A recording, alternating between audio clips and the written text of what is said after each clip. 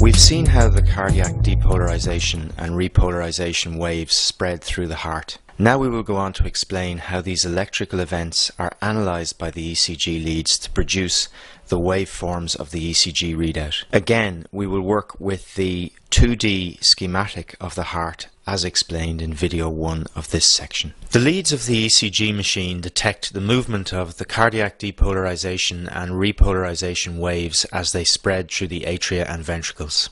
Leads capable of detecting electrical signal are placed on the patient's body, and the different lead positions record the flow of current through the heart from different perspectives.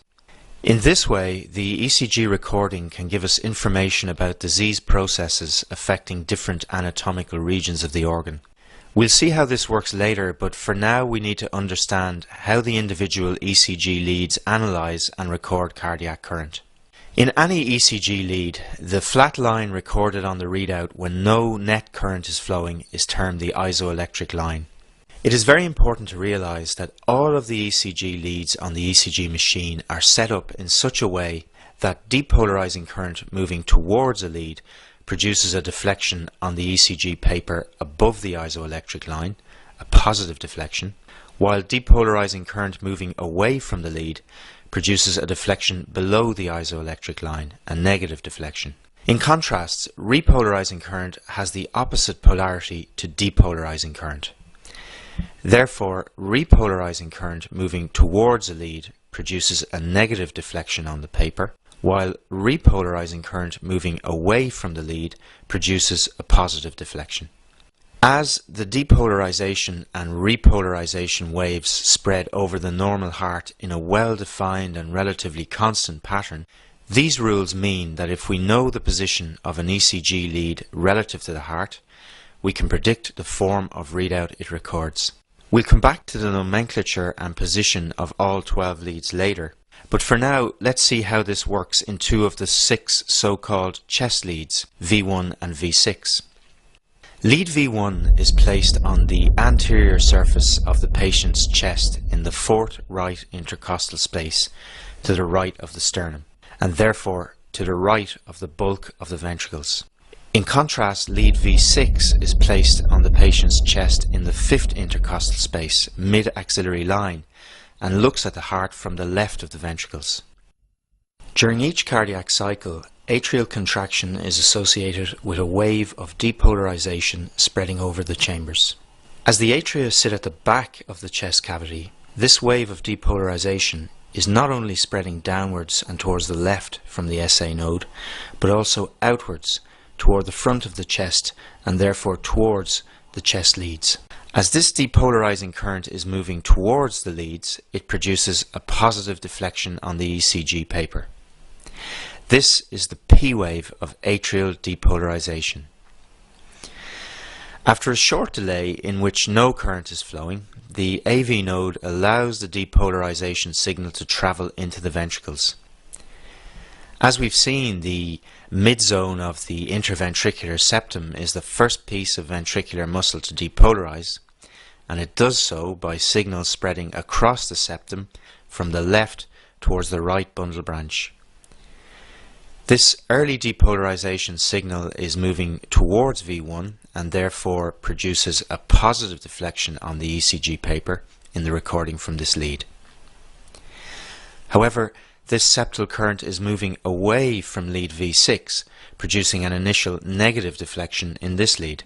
As the septum continues to depolarize, the depolarization wave spreads out over the muscle mass of the ventricles. To understand what happens next in the recordings, it is important to realize that the magnitude of the electrical signal generated by depolarizing muscle is directly proportional to the mass of muscle generating it.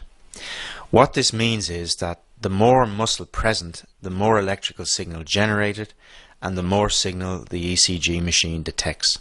The left ventricle has a much greater muscle mass than the right, and so dominates the electrical signal of ventricular depolarization in all leads.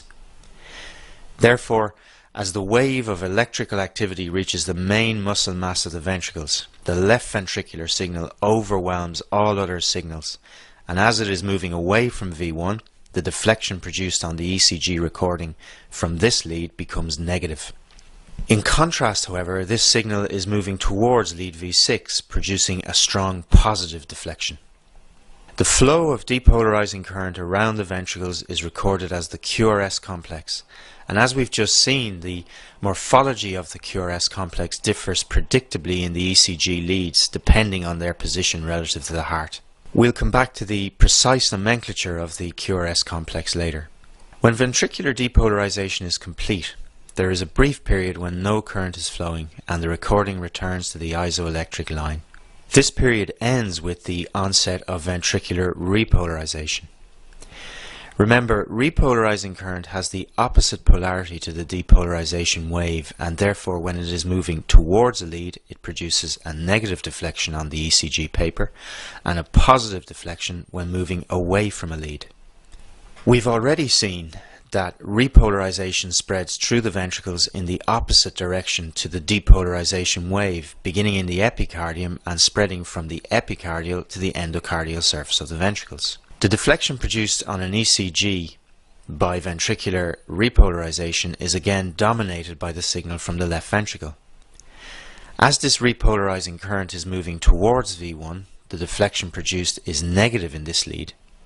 In contrast, this repolarizing signal is moving away from lead V6, producing a positive deflection. The deflection produced by ventricular repolarization is termed a T wave. Note that the T wave has a very different morphology to the QRS complex. Cardiac repolarization spreads relatively slowly through the muscle mass outside the conducting system. Hence, the T wave is considerably longer in duration and therefore broader on the ECG paper compared to the QRS complex. You should also realize at this point that the fact that repolarizing current moves through the ventricles in the opposite direction to the depolarization wave means that in leads with an overall negative QRS complex, that is, the negative deflection is larger than the positive deflection, the T wave also tends to be negative, lying below the isoelectric line. While in leads with an overall positive QRS complex, the T waves are also positive, lying above the isoelectric line. To use the jargon, in non-diseased hearts, the QRS complexes and T waves tend to be concordant. There are important exceptions to this rule, which we will deal with shortly. Just to tie up a loose end, atrial repolarization produces a relatively weak electrical signal which is buried in the QRS complex and is generally not detectable on a standard 12-lead ECG. In the next video, we will try and ensure that you are familiar with the nomenclature of the ECG recording.